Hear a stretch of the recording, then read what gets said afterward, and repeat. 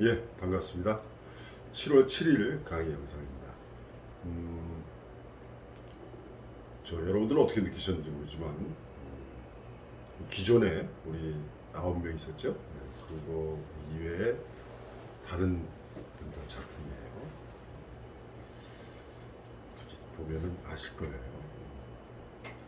어떻게 느끼셨는지. 황선홍님이 발제를 맡아주셨어요. 그런데 왜 이렇게 감상을 안 올리시냐? 어? 감상을 올리신 분이 너무 적어가지고 감상을 자꾸 많이 올려주셔야 이 글을 쓰신 분, 즉 집으로 가는 길을 쓰신 분이 그 감상, 여러분들이 올린 감상을 읽고 그걸 보고 나름대로 수정할 적에 좀 참고를 하고 그러죠. 그러니까 강의에 참여하는 것도 좋지만, 그러니까 강의를 듣는 거 이런 것도 좋지만 강의에 직접 참여하는 거는 감상 많이 올려주는 거예요. 그리고 지금 뭐 카페 활동이 거의 저 전무하다시피 한데, 다른 사람들이 카페에 감상을 올리면은 그 감상 밑에 이렇게 자기 댓글도 잘 읽었다고 해도 되고, 아니면 다른 생각이 있으면 거기다 또 써도 되고, 이렇게 카페의 그 댓글란이 활성화가 돼야 돼요. 그래야 서로 내가 가지고 있는 느낌, 또 상대방이 가지고 있는 느낌, 이게 서로 교환이 되죠. 흔히 소통이라고 그러죠. 그런 소통이 자꾸 일어나야 내가 얻는 게 많아요. 그래서 내가 소통을 하고 그 소통을 통해서 다른 사람들의 생각을 알고, 또 이렇게 생각할 수도 있구나. 난 이런 건 전혀 생각 못했는데, 이러면서 본인이 느끼는 거죠. 전에 말씀드렸듯이 소설 창작, 즉 소설을 쓰는 것과 관련해서 내가 소설을 이렇게 쓰는 거다, 이렇게 써라, 저렇게 써라, 이렇게 얘기해 주는 게 아니라, 가르치는 게 아니라, 우리들 이 강의 영상을 통해서 서로 이렇게 소통을 하면서 자기 자신이 느끼는 거예요. 그런 느낌이 이렇게 쌓여가면서 하나하나 알아나가는 거죠. 그리고 또 한 가지, 수정작 안 낸 사람들 이렇게 많아요. 수정작 내셔야 됩니다. 그거 안 내면 이거 아무 의미가 없어요. 작품 냈냐 안 냈냐도 중요하지만 그것보다 더 중요한 게 이제 수정하는 거예요. 그게 몇 번 강조하지만, 작품 쓰는 거 한 편 쓰고 두 편 쓰고 좋죠. 제 얘기를 100번 듣는 것보다 작품 한 편 써보는 게 나아요. 그런데 작품을 10편 쓰는 것보다 내가 쓴 작품 한 편을 수정해보는 게 더 중요해요. 더 배우는 게 많아요. 수정하는 과정 속에서 자기 스스로 느끼거든요. 그 수정할 때 그냥 아무렇게나 수정하겠어요? 다른 사람들이 감상 써놓은 거, 또 제가 이제 강의 영상에서 이야기한 거, 그것을 참고로 해서 수정을 할 거 아니에요? 그러면은 내가 들은 것, 또 강의 시간에 강의 영상에서 들은 것, 그 다음에 다른 사람들이 감상평 쓰는 거, 그것을 머릿속에 넣고 그것에 맞춰서, 물론 버릴 건 버리겠지만 그렇게 수정하는 그 과정 속에서 본인이 느끼는 거니까 수정 꼭 하셔야 됩니다.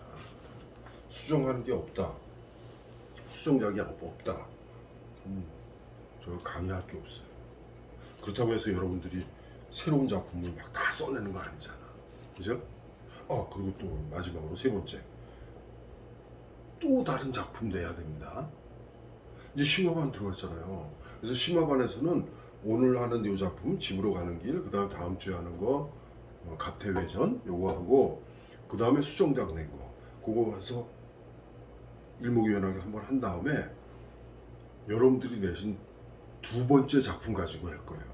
그거 두 번째 작품 8월 9월에 들어가 토론을 해야 돼요. 그래서 새로운 작품 7월 말까지 좀 한번 해보세요. 7월 말까지. 큰일 났네. 수정작만 내야지, 또 새로운 작품 써내야지. 난 이제 죽었다.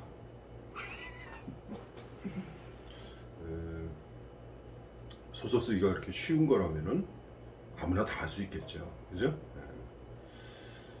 분명히 그런 얘기들 많이 하죠. 누구나 할 수 있다. 그러나 아무나 할 수 있는 건 아니다. 누구나 할 수 있어요. 소설 누구나 다 쓸 수 있어요.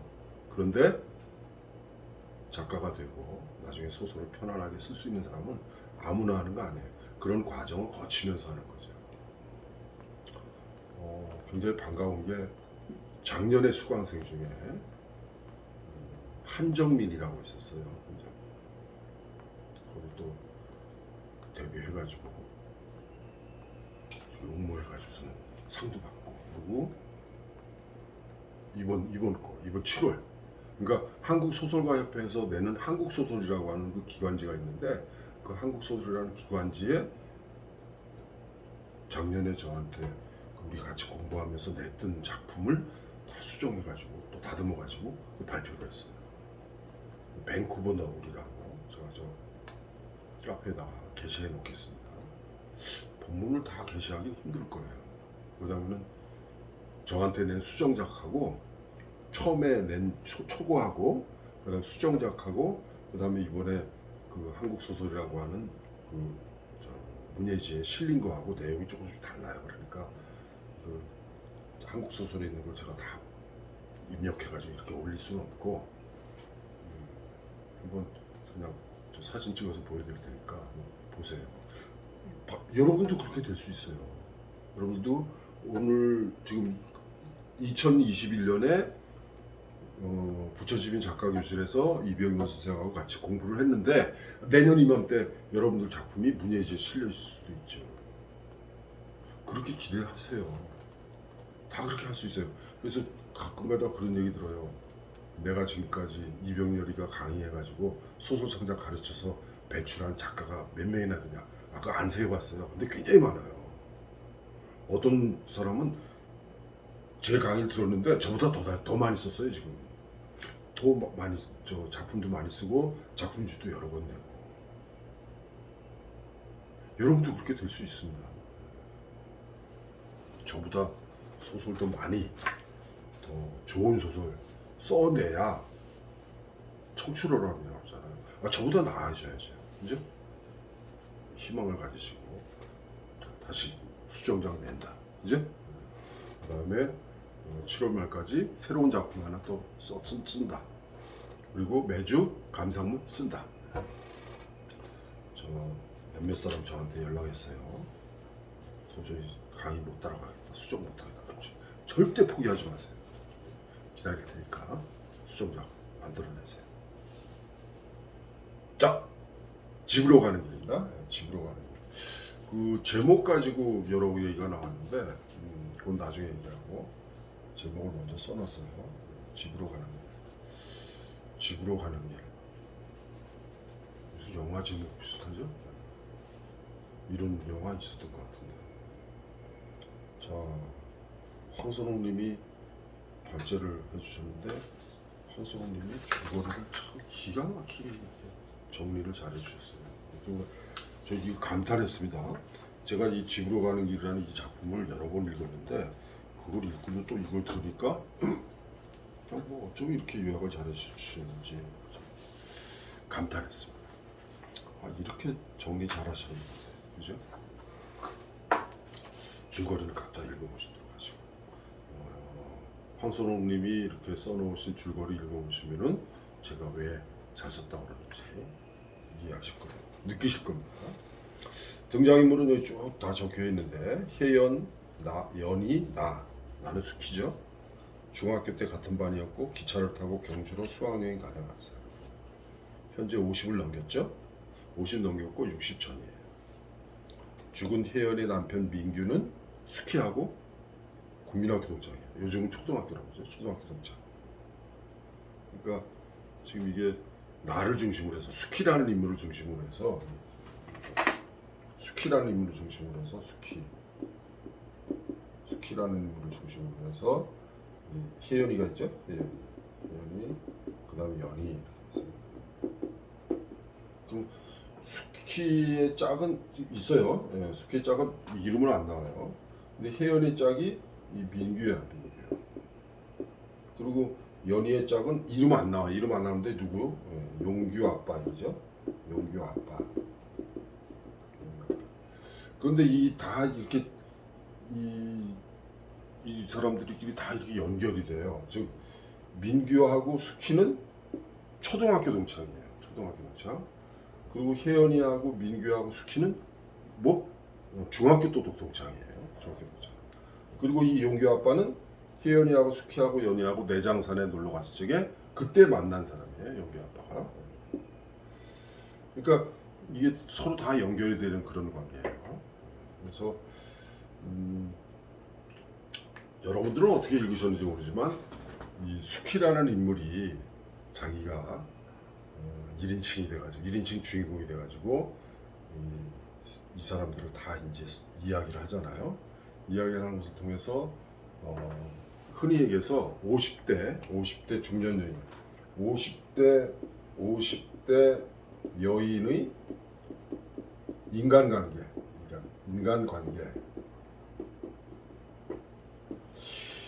여성적인 어떤 질투, 희생 이런 것도 있지만 또 학교 동창으로서 또 단순히 동창이 아니죠. 지금 50 중반인데 50 넘었다가 50은 훌쩍 넘었고 60 전인데 그 나이 때에 중학교 동창인데도 아직까지 지금 서로 연락하고 지낸단 말이에요. 그럼 친한 거죠. 그러니까 이 세 사람은 친한 거예요.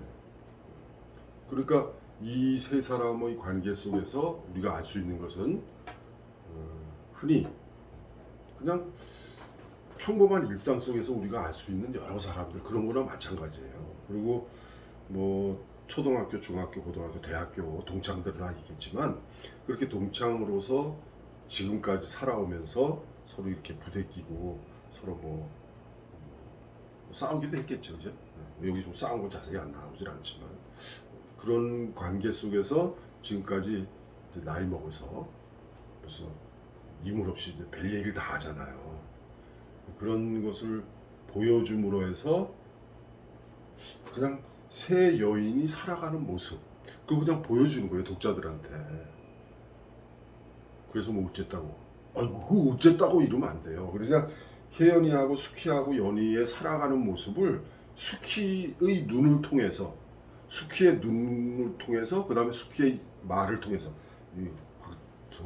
서술을 통해서 독자들에게 그냥 보여주기만 할 뿐이에요. 그러니까 이 작품에서 집으로 가는 길이라고 해가지고서는 이 세 여인의 삶을 통해서 작자가 이 글을 쓴 사람이 독자들에게 뭐를 보여줘야지 라고 의도한 게 과연 뭘까?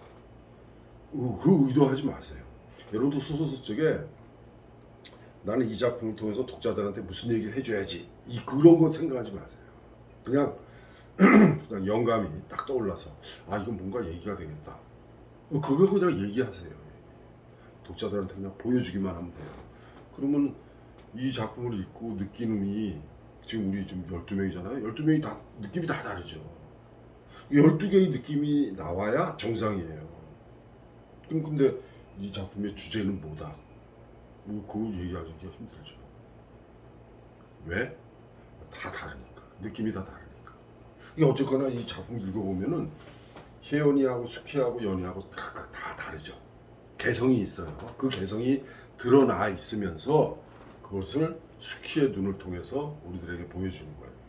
참 수키는 누굴까요? 화자인데 혜연의 남편 죽음을 연희에게 알려줘요.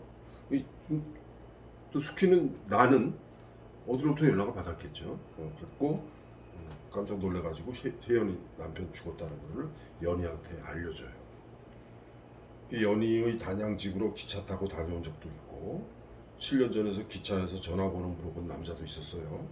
그러니까 그 세 사람 중에서 수키가 그래도 가장 여성적인 뭐 섹시하다 그럴까? 아니면 뭐 이게 길 지나가다 보면 이렇게 한 번 더 쳐다보게 되는 그런 여자들 있잖아요. 여성성이 이렇게 나타나는 그런 여자로 느껴져요. 작품이 보면. 그다음 두 아들은 속속 있는 일 없이 대학 졸업 후에 제약가림 하고 있고 뇌출혈 한 적이 있어요. 뇌출혈. 그다음 남편이랑 아직도 알콩달콩 살고 있어요. 그러니까 뇌출혈 수술하고 나서 조금 그 남편한테 막 신경질도 내고 화도 내고 막 이랬는데 그걸 남편이 다 받아준 거죠. 그렇게 해서 그 부부간의 갈등 그게 넘어갔을 거예요. 그다음에 연희는 단양에 살고 있는데 사실은 서울에도 집이 있고 서울의 집에는 이제 아들 용규가 살고 있고 그다음에 단양에 내려가가지고 거기서 뭐라 그러나 귀농해가 귀농 귀촌 귀농 귀촌이라기보다는 그냥 전원주택 그러면서 농사도 조금 지으면서 그렇게 살고 있죠. 혜연이 남편이 죽었다는 소식을 듣지만 그냥 단양에 있으니까 올라오지 못하고 조의금만 보냅니다. 남편하고 각방 쓰고 있어요. 이게 왜 그러냐면은 이 남편한테 그냥 여기 이 용규 아빠죠. 용규 아빠가 어떻게 돼요? 혜연이하고 수키하고 연희하고 어디 내장산에 놀러 갔을 때 그때 만난 사람이에요. 그래가지고 그때 이 사람이 연희를 강제로 막 키스하고 그랬죠. 어쨌거나 둘이 결혼했어요. 결혼해가지고 근데 그때 뭐 절에 무슨 암자에 고시 공부하러 온 사람들하고 같이 있었는데 이 사람은 고시생이 아니야. 그래서 직업도 없고 가진 것도 없고. 근데 어쨌거나 연이다 가지고 결혼했어요. 그래가지고 용기 아빠가 속을 많이 썩은 거예요. 빚도 많이 졌고 그 빚 갚느라고 연이는 과외도 하고 막 이렇게 해서 용규 동생을 가진 상태에서 과외하다가 애가 사산을 하게 되고 뭐 그런 얘기가 나와요. 그러니까 이 지금 부부 관계를 볼 적에 이 연희하고 용규 아빠하고 이 둘 사이가 굉장히 좀 이렇게 저기 연희가 좀 고생을 하는 거죠. 남편 뒷바라지라고 그럴까? 남편 때문에 빚을 많이 지고 고생을 많이 하죠. 그런데 비해서 혜연이하고 민규는 어떻게 만났어요? 예, 이렇게 중학교 동창인데 수학여행 갔다가 이렇게 모자 날리고 뭐 이러면서 민규하고 수키하고 초등학교 동창이니까 조금 더 오래 얼굴을 봤을 거 아니야. 그러니까 민규가 수키한테 야 혜연이 좀 소개 좀 해줘라 이래가지고 수키가 이제 그렇게 해서 소개를 해줬죠. 그래가지고 결국 민규는 수키하고는 9년 동창이잖아. 9년 동창. 혜연이하고 수키하고 민규는 3년 동창이고 여기에. 그런 쪽에 혜연이하고 민규하고 그렇게 결혼을 하게 됐는데 고생을 하다가 사업을 벌여가지고 잘 나가죠. 성공을 했어. 성공을 했는데 나중에 밝혀지는 사실이지만 민규가 성공을 하고 막 이렇게 돈을 많이 벌고 부자다 보니까 혜연이가 이제 좀 친구들 모임에 가서 좀 멋쟁이가 됐겠죠. 그래서 돈도 잘 쓰고 또 수키한테 이렇게 선물 들어온 것도 나눠주기도 하고 그럴 적에 수키 입장에서는 같은 동창이지만 친구지만 이게 빈부 차이가 많이 날 적에 좀 위축되는 게 있겠죠, 그죠? 예. 그런데 그런 위축됨이 있음에도 지금까지 같이 이렇게 연락하는 거 보면은 친구들은 친구들이야, 그죠? 예. 그래서 한편으로는 혜연이를 시샘을 하는 거야. 그리고 뭐 잘났다고 뭐 5분도 안 되는데 거기다 차로 통화시키고 말이야. 자가용 가지고 그런 것까지도 다 시샘을 했는데 나중에 결국에는 혜연이가 좀 몹시 병에 걸리잖아. 병에 걸려서 지금 이렇게 입원해 있는데 그 뭐 무균실 이런데 이렇게 입원해가지고 근데 남편은 바람 폈던 거죠. 바람 폈던 걸 그걸 하느라고 어떻게 그게 이제 화병이 돼가지고 이제 병에 걸린 거죠. 그 혜연이가 죽을 줄 알았는데 갑자기 민규가 죽은 거죠. 어떻게 교통사고로. 그 나중에 알고 보니까 혜연이의 말에 의하면은 민규가 혜연이의 남편이 여자 만나러 가는 길에 사고가 난 거죠. 그래서 민규가 그렇게 해서 죽고 그럼 이런 관계 볼 적에 연희하고 용규 아빠하고의 요 부부 관계 혜연이하고 민규하고의 부부 관계 겉으로 볼 적에는 혜연이하고 민규의 부부 관계가 쇼윈도 부부라고 그러죠. 그냥 뭐 부자로 사니까 잘 나가니까 다 부러워했는지는 모르겠지만 나중에 알고 보니까 아니었죠. 여기는 아예 그냥 뭐 남편 때문에 연희가 고생하는 게 많이 드러나고 단양에 처음 내려갈 때 어떻게 손이 그렇게 고왔다 그러죠? 그런데 지금 막 농사 지으니까 손 다 깔꾸리 손이 되고 그런데 비해서 수키는 이제 회사 다니면서 만난 직장인하고 그냥 평범한 부부예요. 알콩달콩. 수키는 남편밖에 모르고 이 남편도 수키밖에 모르고 비록 중간에 뭐 음식점도 하고 뭐 이러면서 여러 가지 그 기복이 있었죠. 살림에 기복이 있었지만 그래도 서로 아껴주면서 사는 그런 부부죠. 이런 세 유형의 부부 관계 이거를 그냥 독자들에게 보여주는 거예요. 아니 좀 혜연이 얘기하다. 혜연이는 한 달 전에 백혈병 판정받고 남편이 교통사고로 죽었어요. 친구들은 전부 다 혜연이가 죽은 줄 알았는데, 혜연이가 죽은 게 아니라 남편이 죽었대. 그러니까 다 놀랄 수밖에 없죠. 근데 나중에 밝혀지지만 결국에는 바람 피다가 교통사고가 나서 죽은 거죠. 혜연이는 아직도 아름답고 젊고 아름답고 국내외 여행 자주 다니면서 카카오 스토리에다 그냥 막 해외 여행하면서 찍은 사진들 막 도배해놔요. 부럽죠, 친구들이 볼 적에는. 그러나 친구들이 시샘과 질투를 했겠지만 알고 보면은 혜연이 입장에서는 알콩달콩 사는 수키가 부러운 거예요. 서로 그런 거죠. 그 다음 나는 아까 얘기했죠. 나의 남편은 평범한 직장 동료로 만나서 창원에서 왔다가 서울에서 식당을 접고 큰언니 사위공장에, 그러니까 수키의 큰언니 사위공장에 출근하는, 그리고 거기서 이제 뭐 일거리를 받아가 줬다, 집에서 일을 했다는데 그 일이 뭔지는 모르겠어요. 아무튼 집에서 할 수 있는 일이 뭐가 있을까? 그게 좀 나았으면 좋겠어요. 집에서. 그래서 남편이 퇴근하고 오면은 수키는 일을 하느라고. 근데 무슨 일인지 모르지만 뭐 방안이 다 어지럽혀져 있고 거실이 다 어지럽혀져 있고 무슨 제품들이겠지만 뭐 포장지건 뭐고 간에 남편 제대로 챙겨주지 못해서 미안해하고, 그럼 뭐 남편은 내가 챙겨볼게 뭐 이렇게, 그래서 서로 부부가 서로를 아껴주는 그런 모습이 좀 나왔으면 좋겠어요. 마지막에 나오지만 현우는 혜연이의 아들이야. 혜연이 아들. 여기 혜연이하고 민규 사이에서 난 아들이 여기에 누구예요? 현우고 여기는 용규죠. 용규고. 수키하고 요 남편하고 여기는 남편 이름도 안 나오지만 요 애들 이름, 두 아들인데 두 아들 이름도 안 나와요. 그리고 혜연의 남편은 민규인데 혜연의 남편이자 수키의 국민학교 동창. 경주로 수학여행 갔다가 돌아오는 기차에서 혜연을 처음 만났고 그때부터 사귀기 시작해서 결혼까지 합니다. 공대를 나와 전자회사를 다니다 그만두고 자기 사업을 해서 승승장구했어요. 여자를 만나러 가지고. 철규는 연희 집에서 200m 떨어진 곳에 염소를 키우는 남자인데 50대 초반 남자. 이 사람도 결혼 생활이 아내가 도망갔죠. 고부갈 때문에.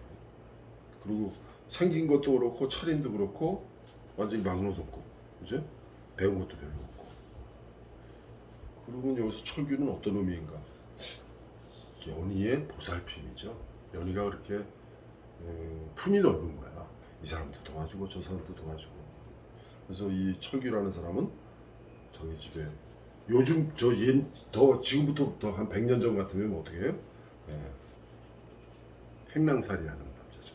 그러니까 철규는 연인의 집에 행랑살이 하는 남자, 이 정도예요. 그러니까 지금은 행랑살이라는 게 없잖아요. 그런데 그 귀농해가지고 농사를 지으면서 그 철규라는 남자도 불쌍하죠.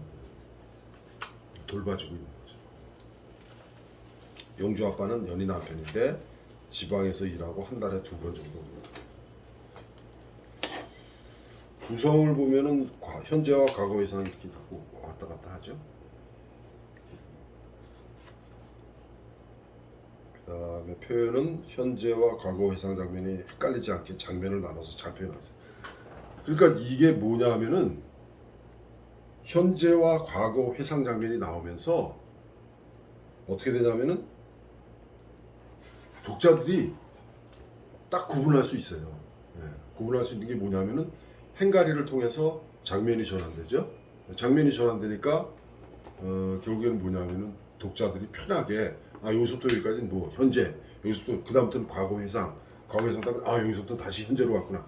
이거를 금방 느낄 수가 있어요. 그래서 요런 기법들, 서술할 적에도 요런 기법 알고 있어요. 이거는 같이 배워야 됩니다. 그 다음에 소설이다.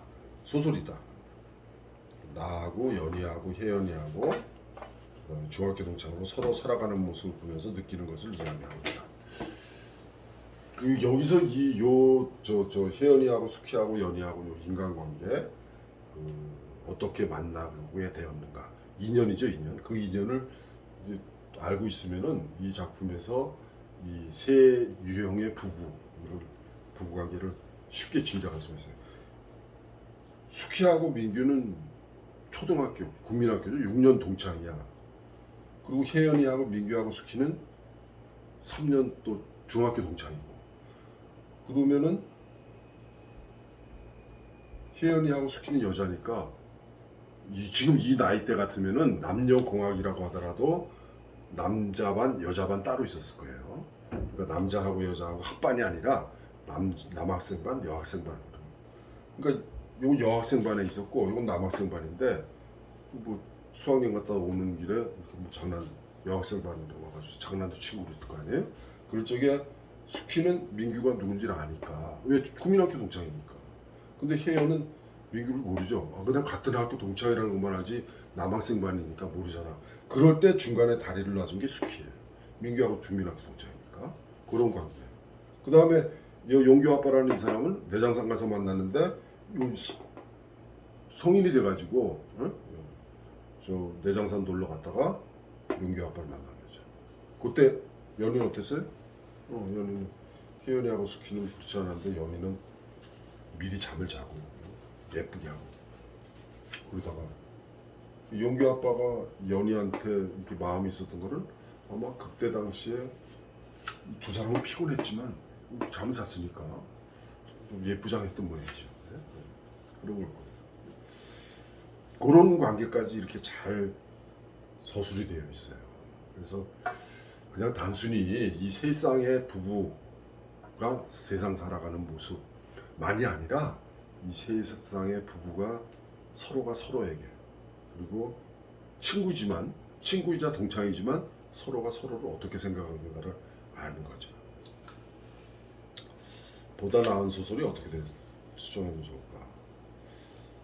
별로 고칠 거 없어요. 근데 이제 이 독자들에 따라서 조금 헷갈리는 부분이 있어요. 등장인물이 헷갈리는 곳이 있었다. 이거 정확한 지적입니다. 그냥 전화를 끊고 멍하니 앉았다고 첫 장면에서 누가 전화를 끊고 멍하니 앉았다. 왜? 대화만 나왔잖아요. 그러니까 대화만 나왔으니까 전화를 한 사람, 전화를 받은 사람 있을 거 아니에요? 그럼 전화를 받은 사람이 혜연이가 죽었다는 거예요. 혜연이 남편이 죽었다는 거예요. 갑자기 멍해졌다. 곧 생각을 했는데 이거 알고 보니까 전화를 한 누구? 나, 숙희가 멍하니 앉았던 거죠. 그 다음에 그냥 남편이라고 하는 말, 이런 말이 이게 혜연이와 남편 민규이라니까 혜연이하고 내 남편, 숙희의 남편이 민규 이렇게 되는 줄 알았죠. 그러니까 이런 거 쓸 적에 구분을 해서 정확하게 써주는 게 좋겠죠. 그 다음에 여기도 마찬가지예요. 96쪽에 전화한 친정 조카, 남편의 퇴직금과 국민연금 해서 해약해서 빌려준 작은 언니의 아들이 또 나와요. 이게 작은 언니의 아들이 이 친정 조카, 이 동일인인지 잘 모르죠. 그 다음에 여기 지금 황선홍님은 제목이 적절하다고 봤어요. 저는 제목이 뭐 별로 크게 걸리진 않습니다. 제 입장에서도. 그 다음에 여기 참 좋은 얘기를 해보세요. 글이 얌전하다라는 얘기예요. 글이 얌전하다. 차분하다. 그죠? 그러니까 격렬한 그런 느낌도 없고 그냥 차분하게 이야기를 전해주는 그런 문장으로서 소설 문장으로서 척척 좋다 이런 얘기예요. 그 다음에 이런 거 여기 보세요. 친구가 나보다 잘 나가면 시기 질투 시샘하다가도 나보다 못한 모습에는 또 안타까워하기도 하고. 그렇죠. 여기 혜연이가 민규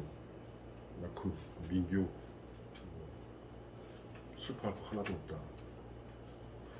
정황을 듣고 민규가 혜연이하고 어떤 관계였는가 혜연이가 백혈병에 걸려서 입원해 있는데, 무균실에 입원해 있는데 민규가 뭘 하고 있었는가. 이거를 알고 나서 수키는 혜연이가 불쌍하게 생각해요. 남편 사랑 제대로 못 받고, 그리고 안도하고 위로받기까지 한다. 때로는 내가 더 낫다고 생각하기도 하는 것 같다. 화자인 나수키는 혜연의 승승장구하는 모습 부러워하고 연희를 보면서 위로와 안도하는 느낌이었다. 그렇죠. 이건 솔직한 심정이에요. 그 사람 마음이 왜 안 그렇겠어요.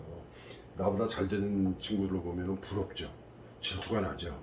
그리고 나보다 못된 애들을 보면 안 좋게 된 애를 보면 아프죠. 가슴 아프죠.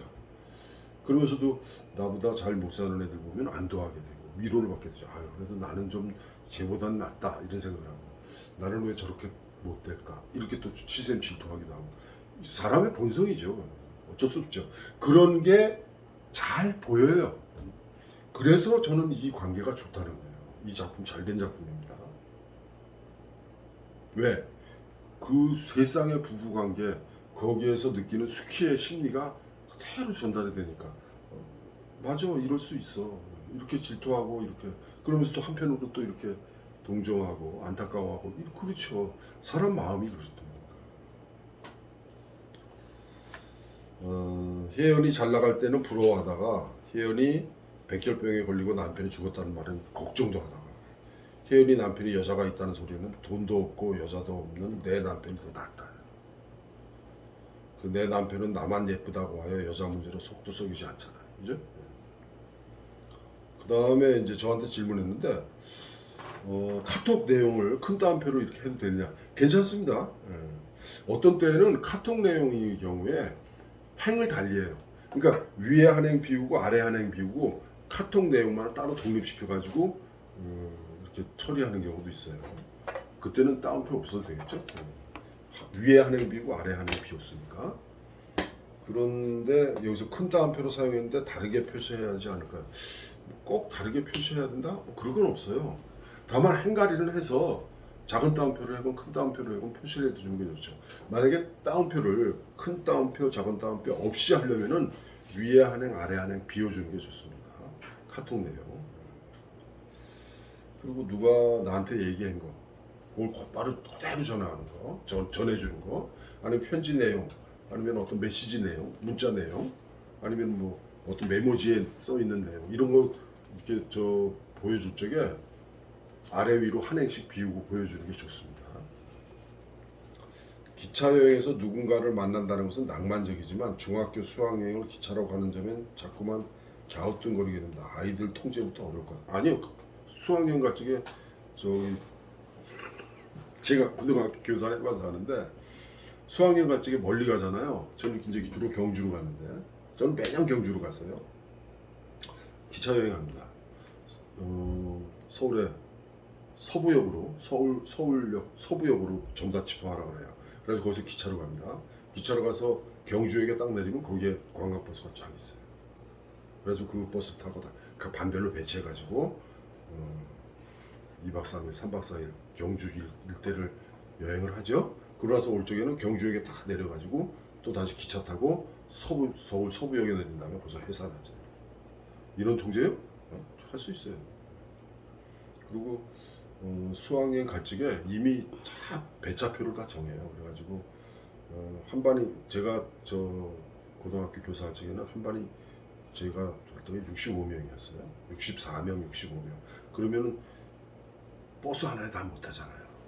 그런데 기차는 80 몇 명이, 한 칸에 80 몇 명이 타죠. 그걸 다 인원 조정을 해요. 그래가지고 누구서부터 누구까지는 어디, 그래서 또 좀 남잖아요. 남은 애들은 어디로, 몇 호차. 그래가지고 어떤 차는 보면은 1반, 2반, 3반, 4반 애들이 다 모여 있는 거죠. 그렇게 배차를 다 합니다. 인원 통제? 아니, 괜찮아요. 그래서 나는 이제 담임이니까 우리 반 애들 타죠. 그럼 우리 반 애들 중에서 내가 탄 차에 못 탄 애들, 보통 보면은 20명, 열 몇 명 이래요. 걔네들은 만약에 예를 들어서 10호차에 탔다 그러면 10호차에는 1반, 2반, 3반, 4반 애들이 다 섞여 있어요. 거기에 다른 선생님이 하나 탑니다. 그건 누구예요? 담임이 아니죠. 네. 담임 선생 이외에 1학년 교과를 담당하는 선생님들 중에서 이제 수학여행 같이 간 사람이 있거든요. 그 사람이 거기에 책임자로 선생으로 타게 되는 거죠. 그래서 인원 통제하기 좋습니다. 여러분들은 수학여행 갈 때 뭘 타고 가시는지 모르는데 서울에서 지방으로 기차 여행, 기차 타고 가는 경우 많습니다. 아이도 통제? 아니에요. 아주 쉬워요. 저기 계속 이어서 해도 되는데 여기까지 발제, 황선웅이 발제도 했고 나머지 수강생 감상은 다음 영상에서 하도록 하겠습니다. 자, 두 번째 영상에서 만나겠습니다.